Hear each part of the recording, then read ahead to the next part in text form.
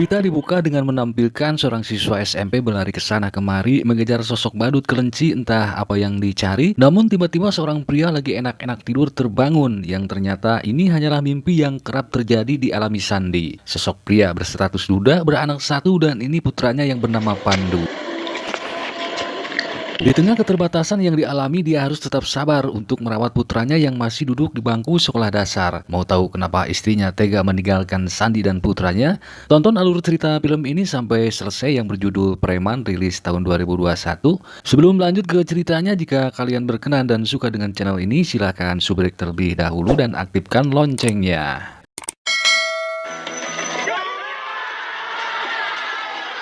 Di pagi yang cerah selepas mengantar anaknya sekolah, setiap hari Sandi selalu mendatangi sebuah tempat yang mana ini adalah base camp atau bisa dibilang markas. Dari seragam oranye yang dia pakai bersama gengnya, bisa kita simpulkan mereka adalah kumpulan orang-orang yang tergabung dalam sebuah organisasi yang punya nama Perkasa.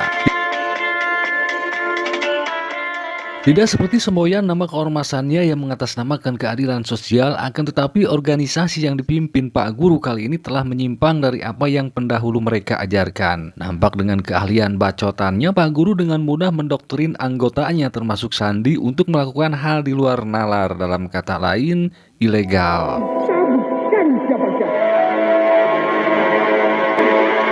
Terlihat ormas ini dengan tega mengusir warga secara paksa yang mana rencana nantinya di kampung yang bernama Cipaloh ini akan berdiri sebuah proyek perumahan elit. Oleh karena itu mereka ditugaskan oleh si guru sebagai ketua untuk mengintimidasi, menakuti warga agar supaya menjual tanahnya dengan harga di bawah NJOP. Hari ini hari terakhir untuk mengosongkan kampung Cipaloh. Meskipun kelompok ini dikenal sangar, badan kekar, otot besar, penuh tato di badannya, namun di luar hal itu ada tokoh yang mereka takuti di kampung ini yang membuat misi selalu terkendala. Dan ini adalah Pak Haji yang dimaksud tokoh tersebut. Diketahui ternyata dia mantan ketua organisasi terdahulu yang memilih keluar dan mengangkat si guru sebagai ketua baru yang dianggap mampu membawa organisasi ke jalan yang lebih benar. Namun semua itu sudah jauh dari apa yang Pak Haji harapkan. Sandi, ngapain kau? Pergi nggak lu? Pergi. Waduh. Pak Haji nampak akrab dengan Sandi, mantan salah satu anak buah kesayangannya. Di saat yang lain diusir pergi, Sandi tetap diperlakukan dengan baik. Mereka berdua duduk bersama sembari menikmati secangkir kopi. Pak Haji di sini memahami pada dasarnya Sandi orang baik. Dengan penuh keprihatinan menyarankan Sandi supaya keluar dari ormas yang sudah menyimpang ini. Sebaiknya kamu berhenti jadi preman. Shin beralih ke sekolah yang mana di sana terlihat Pandu yang kerap kali mendapatkan bulian karena status bapaknya seorang reman yang dungu. Ketika Pandu melawan dan dikeroyok temannya, di waktu yang sama Pak Guru datang mererai mereka. Dengan tidak menunjukkan sifat aslinya, dia terlihat baik, bijaksana, sama seperti guru-guru lain pada umumnya. Kenapa Pak Guru biarin mereka pergi begitu aja? Singkat cerita, di tempat lain kita diperlihatkan kepada konglomerat bernama si bos yang ternyata si cucungik ini dalang dibalik kekacauan yang terjadi. Dan kekuatan Juannya sudah memanfaatkan si guru untuk memuluskan misinya. Meskipun di sini tidak ada sepatah kata pun yang keluar dari mulut si bos, nampak dari gestur tubuhnya menunjukkan kemarahan dan kecewa. Ia merasa kesal karena sampai detik ini si guru belum juga menuntaskan pekerjaannya. Saya pastikan Ji akan tanda tangan besok pagi. Di keesokan harinya di base camp pusat nampak si guru mengumpulkan anak buah terbaiknya dan langsung mengadakan rapat tertutup untuk menyusun rencana bertemu Pak Haji. Diketahui Sandi dekat dengan beliau, si guru mengutusnya untuk menyampaikan undangan kehadiran ini di tempat dan waktu yang sudah disediakan.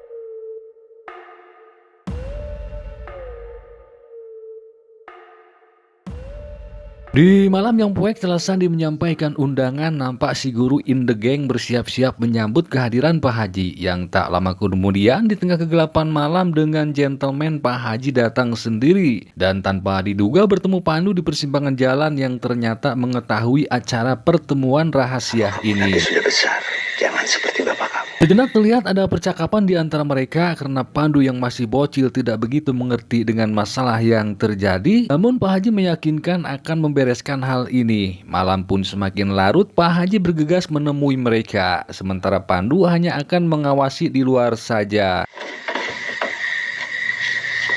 Silakan duduk, Pak. Saya lebih suka berdiri. Awalnya percakapan nampak biasa-biasa saja. Pak Haji disambut dengan baik oleh mereka. Namun ketika obrolan si guru mengarah ke sesuatu hal yang berhubungan dengan suap menyuap, di sini ketegangan pun terjadi. Pak Haji yang sudah istiqomah insaf dari dunia gelap, dia geram dan marah, langsung menabok si guru di depan anak buahnya. Haji pun juga akan melakukan hal yang sama dengan Tampak si guru hanya terdiam membisu seolah-olah menahan emosi yang bergejolak di dalam dada. Ketika Pak Haji lengah, si guru memanfaatkan situasi sehingga inilah yang terjadi.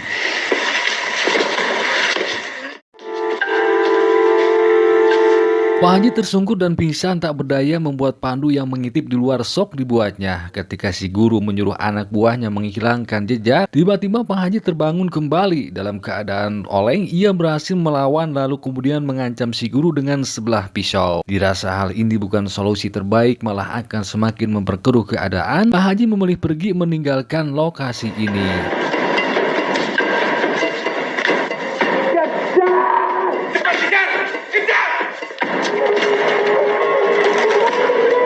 Dalam keadaan sempoyongan, Pak Haji kembali bertemu Pandu di luar dan langsung dibantu untuk menghindar kejaran kerocok-kerocoknya si guru. Di waktu yang sama, salah satu kerocok mengetahui keberadaan mereka yang ternyata ini adalah Sandi, ayah Pandu. Ia pun nampak merasa bingung dan menyuruh mereka tetap diam mengumpet di pojokan sana. Namun sayang, pada akhirnya kerocok yang lain mengetahui keberadaan mereka.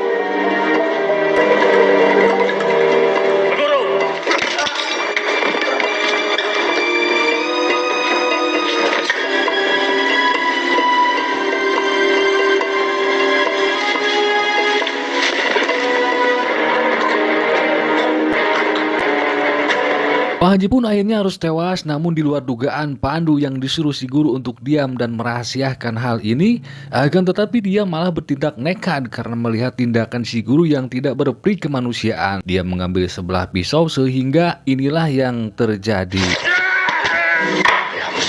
Ya, di sini si guru pun murka karena terkena sabetan pisau. Situasi semakin kacau ketika Sandi melihat keselamatan anaknya terancam. Ia pun mengambil tindakan membelot dengan jurus lato-lato yang dipelajari dari Yayan Ruhian. Ia merobohkan satu persatu teman-temannya. Setelah serangan secepat kilat mengalahkan lawan, demi kebaikan putranya Sandi membawa pergi Pandu dari tempat ini dengan caktor yang dipinjam dari si Agus.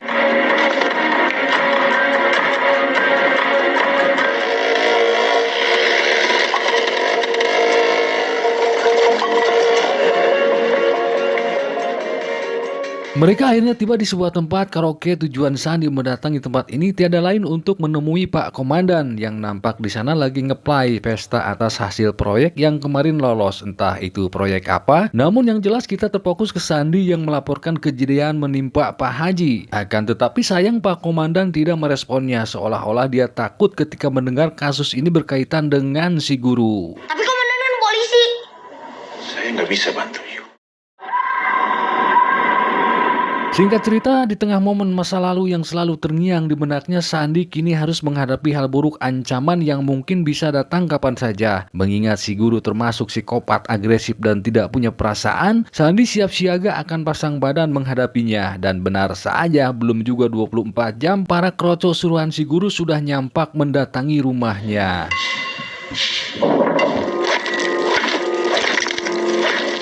Saya simpan dulu sejenak keadaan di rumah Sandi dan cerita beralih ke Pak Komandan dan istri yang berada di lapangan golf. Ketika si istri ngobrolin tentang kasus laporan yang menimpa Pak Haji semalam, tiba-tiba mereka dikejutkan dengan kehadiran tamu tak diundang. Ini adalah si guru dan kerocoknya yang ujug-ujug langsung menanyakan keberadaan Sandi di mana. Di mana mereka, Komandan? Si guru yang paham tentang kekuatan Sandi tidak dianggap remeh, meminta komandan menghubungi seseorang yang bisa dan sepadan menghadapi Sandi. Awalnya komandan tidak menyanggupi hal itu dengan alasan sangat berisiko tinggi. Akan tetapi karena di bawah tekanan dan ancaman bebeknya mau diculik, tak pakai lama Pak Komandan menghubungi orang tersebut. Tapi ada alasannya kenapa saya nggak pernah mau pakai dia lagi. Bonjour, Komandan. Dan inilah orang yang dimaksud si tukang cukur yang bernama Ramon dengan gayanya ya agak sedikit ngonde atau bahasa umumnya gemayu. Tetapi dibalik kegemayuannya ini Ramon bukan hanya sekedar tukang cukur biasa. Dia juga nyambi kerjaan sebagai pembunuh bayaran yang terkenal, sadis. Sayang, Ramon diminta apa juga bisa.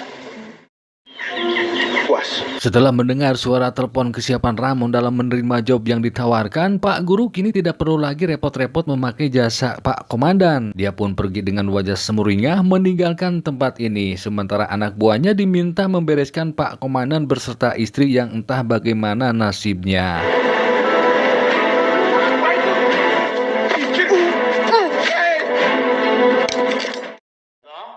Terus manuk bulat lemes, gak iso gerak. Di keesokan hari, tepatnya di posko pusat, nampak dua anggota sedang berjaga. Ini adalah si Bagong dan si Beben yang tengah asik ngobrol tentang kehidupannya masing-masing yang katanya semakin kesini semakin membagongkan. Tak lama kemudian mereka dikejutkan dengan kedatangan tamu yang ternyata ini adalah Ramon yang sudah tiba dari luar kota.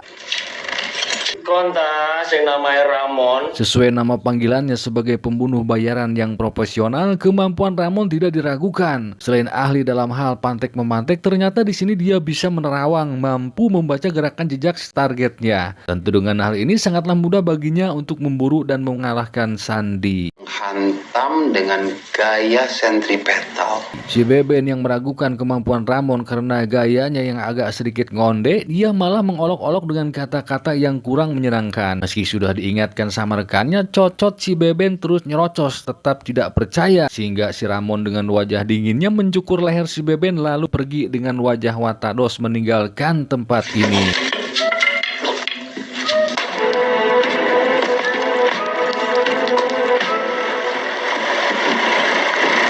Beralih ke lain tempat, terlihat Sandi dan putranya Pandu berada di sebuah warung pinggir jalan ketika lagi makan mie di sangguan. Di sini Pandu sempat dibuat iri melihat bocil yang nampak bahagia bersama kedua orang tuanya. Karena waktu tidak banyak dan ditakutkan ada krocok si guru melihatnya, selesai mangan Sandi mengajak Pandu melanjutkan perjalanan. Di tengah perjalanan sejenak berhenti, Pandu yang baru ngeh jalan ini mengarah ke kampung ibunya, dia pun memaksa turun dan lari ke tengah sawah milik Wak Entur. Bukan tanpa alasan, hal ini ia lakukan karena tidak sudi tinggal bersama ibunya. Setelah Sandi mengejar dan menjelaskan ini hanya sementara sampai keadaan di luar sana aman dan membaik, dengan terpaksa Pandu akhirnya menuruti kemauan ayahnya Ya, tersebut. udah tinggalin kita dari dulu.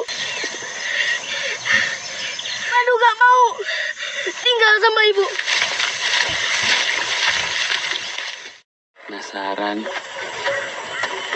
Habis itu Sampailah mereka di sebuah rumah yang mana di sana terlihat Paman Samsul yang sedang ngomong sendirian yang nampak seperti korban PHP judul. Mereka pun dipersilahkan masuk. Tak berselang lama di luar terdengar suara mobil dan ini adalah Sarah, sang mantan yang baru pulang bekerja. Dia pun langsung menyapa Pandu, namun yang mengejutkan ternyata si Ramon sudah mengetahui keberadaan mereka di rumah ini. Kamu dari mana ini? ternyata banyak cowok ganteng ya di sini. Siapa itu? Om ini kasih tumpangan ibu tadi. Mayang, kenapa kamu nggak cerita sama Ramon? Dengan tidak menaruh rasa curiga sedikit pun, Nani menanggapi dengan santuy ketika Ramon mengenalkan diri sebagai tukang cukur yang akan buka cabang di wilayah ini. Hingga menjelang malam tiba, Nani dan Sarah menyempatkan ngobrol empat mata tentang segala problematika yang terjadi, terutama keselamatan Pandu putra mereka. Setelah Sarah menyanggupi akan mengurus Pandu, Dani pun pamit pergi dari rumah ini. Gampang untuk aku ninggalin kalian berdua.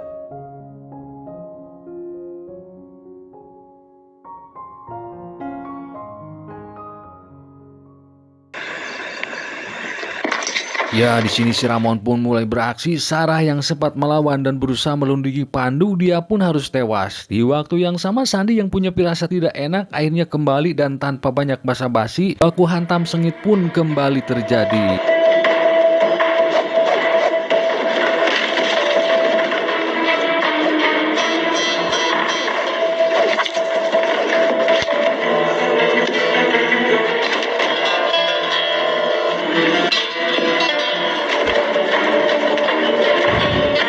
Dengan punya sifat kepribadian ganda, kekuatan Ramon memang sangatlah luar biasa, tangguh tidak mudah dikalahkan, sehingga membuat Sandi kewalahan dan sampai terpojok dibuatnya. Pandu yang melihat bapaknya dalam keadaan bahaya, dia pun tak tinggal diam, sehingga berkat lentera kecil yang dilemparkan Pandu, Sandi akhirnya bisa selamat. Mereka pun cepat pergi meninggalkan si Ramon dalam keadaan api yang mulai melahap tubuhnya.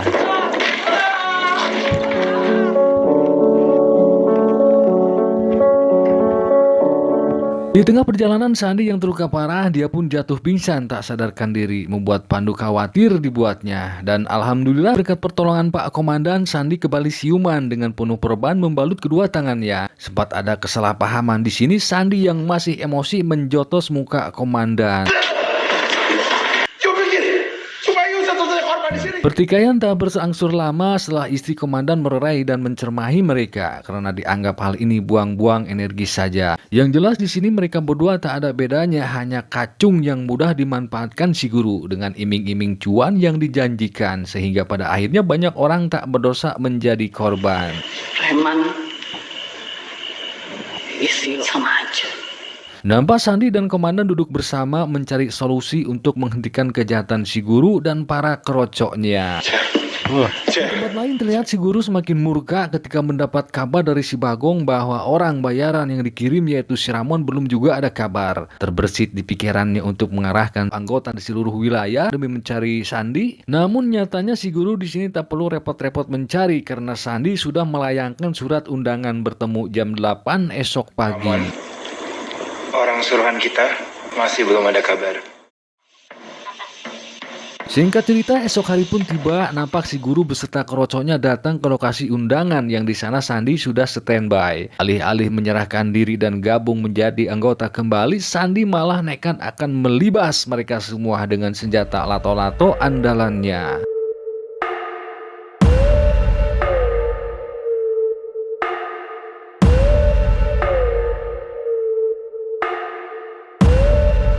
Ya, satu anggota yang sok jagoan pun tumbang kena hantaman lato-lato. Sandi yang sudah merencanakan hal ini, ia memancing mereka ke ruangan sempit yang di sana Pandu sudah menyiapkan jebakan oleh suara sound yang bikin kuping mereka ketorekan, sehingga membuat konsentrasi menjadi buyar. Hal ini tentu memudahkan membawakan satu persatu musuh-musuhnya.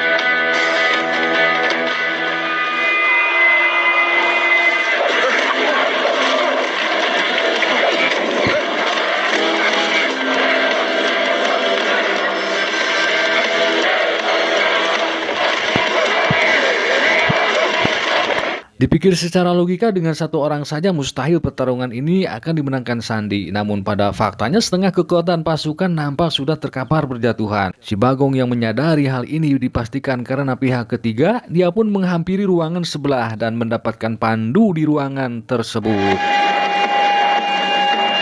Melihat ditangkapnya Pandu sebagai sandera, dengan terpaksa Sandi harus menyerahkan diri dan ikut mereka menghadap si guru. Dengan kedua tangan terikat, nampak Sandi dan anaknya disekap di sebuah ruangan gelap. Si guru yang dipenuhi dengan dendam dan kemarahan, dia membogem.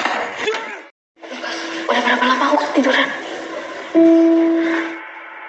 Di saat pingsan itulah ingatan Sandi kembali flashback ke masa sekolah Tenpo dulu yang ketika itu insiden bundir menimpa bestinya hanya gara-gara rebutan gebetan. Sempat dibujuk untuk tidak melakukan hal konyol tersebut, namun si besti nekat melakukannya sehingga berusaha menolong ikut terjatuh juga. Oleh sebab itulah Sandi mengalami gangguan pendengaran sampai saat ini.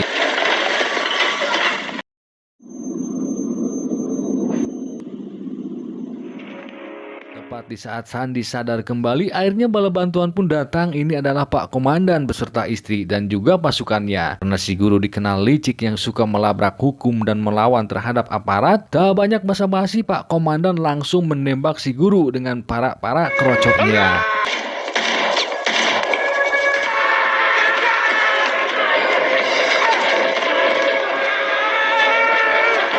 Di sini baku hantam pun berlangsung sengit dan sangat mengedankan. Nampak pula istri Komandan ikut-ikutan karena mungkin punya dendam pribadi terhadap kelompok ini yang pernah memperkawasnya. Ketika Komandan berusaha melepaskan tali yang menjerat Sandi dan Pandu, di sisi lain si guru menemukan pistol bekas sehingga inilah yang terjadi.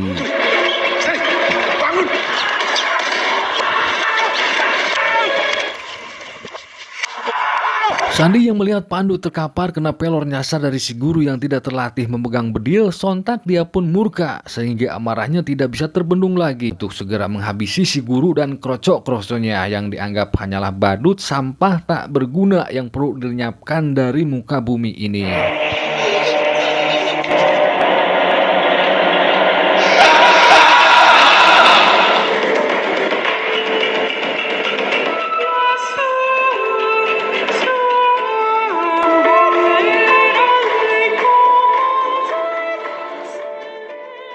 Si guru di sini sempat memohon untuk tidak dihabisi dengan alasan masih banyak dosa dan cicilan panci yang belum lunas, namun Sandi tak mempedulikan hal itu. Mengingat si guru termasuk orang yang licik, suka menggunting anggaran, pintar kodek dan pintar cari muka, dia pun akhirnya tewas di tangan Sandi pada saat itu juga.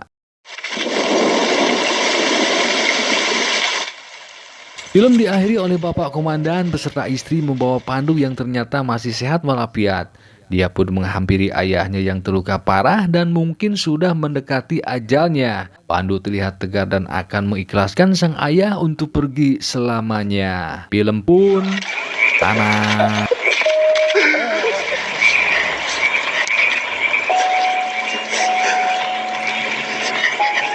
Anu nggak apa-apa kok. Ayah mau bubuk. Pesan positif yang bisa kita ambil dari film ini adalah jika belum bisa membahagiakan orang lain, setidaknya jangan merepotkan. Jika belum bisa menebar cinta, setidaknya jangan menebar benci. Jika belum bisa berbagi, sebisa mungkin jangan mengambil hak orang lain. Begitulah kira-kira. Terima kasih sudah menonton. See you next video. Wassalam, permios.